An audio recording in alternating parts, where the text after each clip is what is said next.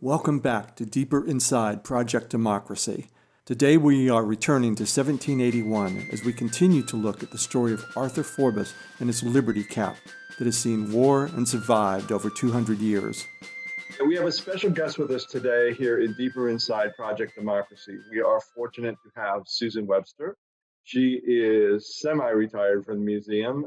She is our Curator of Textiles and Registrar, and at least 50 other job titles that I could easily reel off here in her many years with the museum.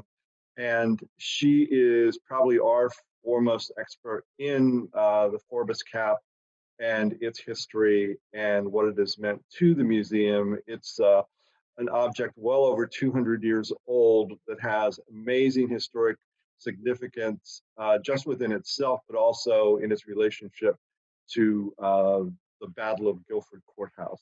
So welcome, Susan, and it's a pleasure to see you here and to get to talk to you for a while. Well, thanks. It's good to see you too, Robert. And well, thank you for that illustrious introduction.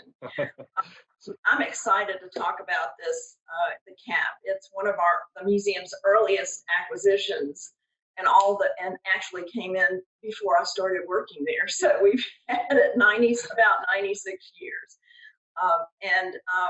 Let me first just talk a little bit about in the process of the conservation. I sort of went at this particular piece in 3 steps. And one is to review and enhance and develop the history of the piece. And that would be looking at family history, at museums, records and history, going to experts, and trying to put together and authenticate the story, which we were very fortunate to have that strong provenance or history. It was a piece, like I said, that came in 96 years ago, and it was actually a gift of the Forbis family. And we know, from interviews in the late 1800s, and also the fact that the family was here, and we have so many military records and documentations of Arthur Forbis, that we're able to build a really interesting biography of him and of the family. And the fact that it came to the museum with the history of it being his cap, having a stain on it that was the blood from when he was mortally wounded at the Battle of Guilford Courthouse. We took that information and we were able, like I said, to pull it together and enhance it and authenticate it. The next part is, let's authenticate this cap. Let's make sure it dates in the right period or the style. And so all of that also seemed accurate, but with the help of Mark Hutter, who's the master tailor for Colonial Williamsburg, we were able to also make sure that the cap was in that right period of the late 18th century. And of course, the style went on through, but it actually began to, again, strengthen the provenance. So those steps taken, we go into the steps in looking at what needs to happen for conservation. And so when you have a piece, particularly a textile piece that's well over 200 years old, conservation becomes such a key part of it. And also, at some point, a museum is going to display an object like this for at least for short periods of time. So there's a certain amount of is restoration the right word? Conservation is more of a word we use because it's stabilize the piece and not to alter it any more than possible. And if you do have to do something to stabilize it, it's something that could be removed. So it's kind of, when in doubt, don't. And if it can't be undone, don't do it. And that's a little different philosophy. Over the years, there have been times when people wanted to do a restoration, which means make it look like it did when it was brand new.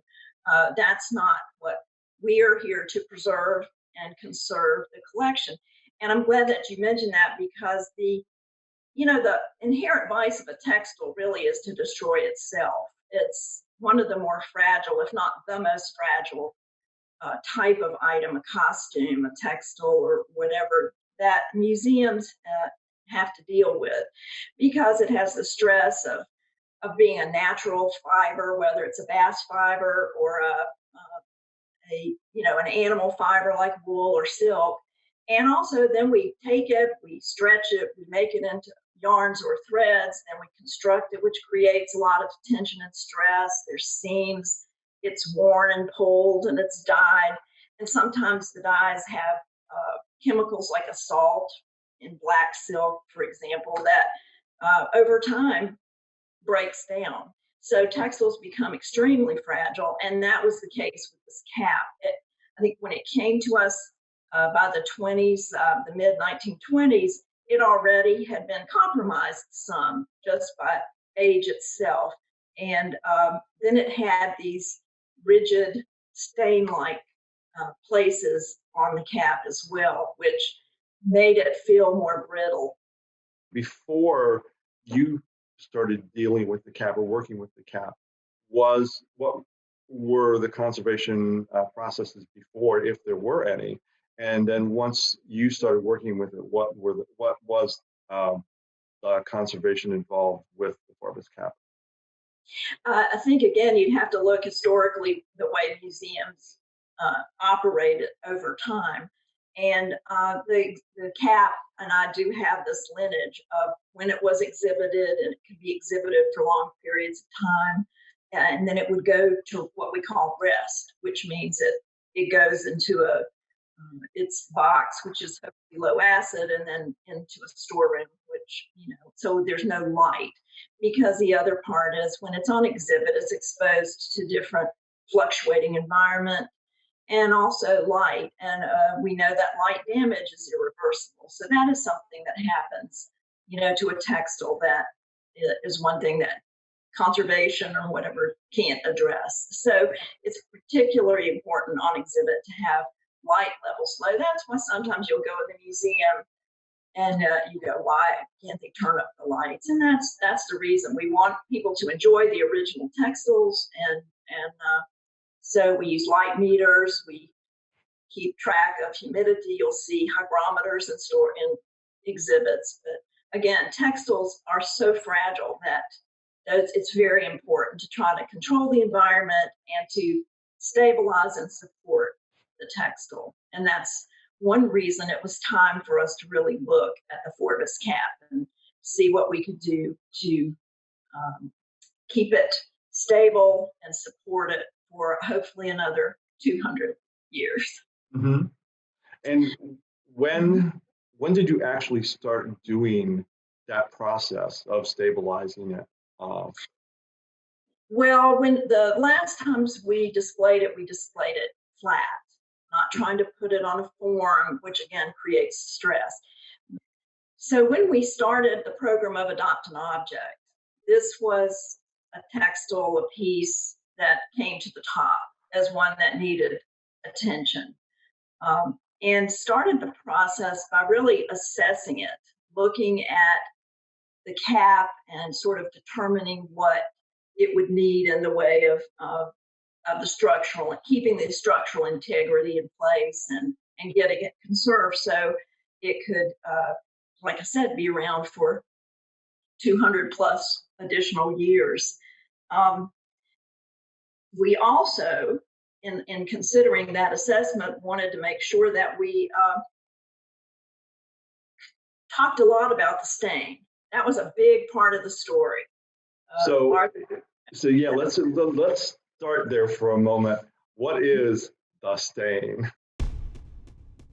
Next, Susan will show us behind the scenes of the forensic investigations that revolved around the cap stain. So please join us for the next episode of Deeper Inside Project Democracy.